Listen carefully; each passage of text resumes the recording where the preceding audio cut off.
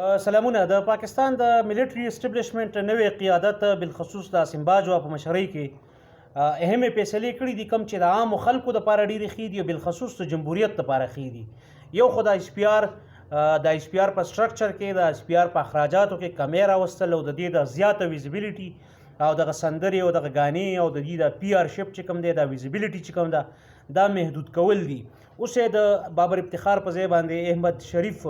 یو نوی ډي جي راوسته، بابر افتخار کراچۍ ته لاړ. نو که واقعي دا کار وشي نو دا به د جمهوریت دپاره، د ولسواکۍ دپاره، په پاکستان کې د عامو خلکو دپاره یا د عامو خلکو د حکومت دپاره، د ګورننس دپاره به دا ډېره زیاته ښه خبره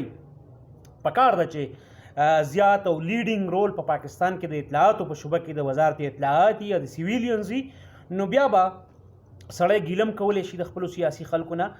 که ان انټرپټډ موقع ورته میلاویږي 15 کاله 10 کاله 20 کاله 30 کاله ډیموکراسي یا د عوامو په خلکو په خوښه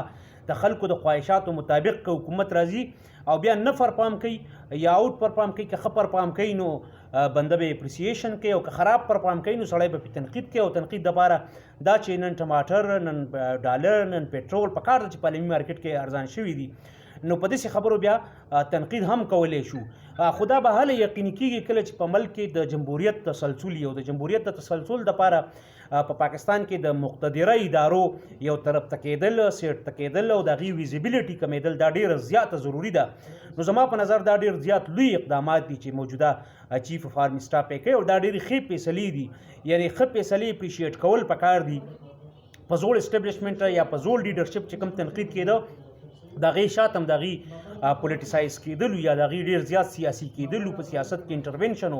کوم چې عامو خلکو ځینې خوښوو او ځینې نه خوښوو، نو دغه هم د ادارو دپاره، د ملک دپاره، د ډیموکراسي دپاره یو ډېر لوی ضرر او ډېر لوی زیان و. د وخت راکولو د اورېدو بهرحال یو جهان مننه.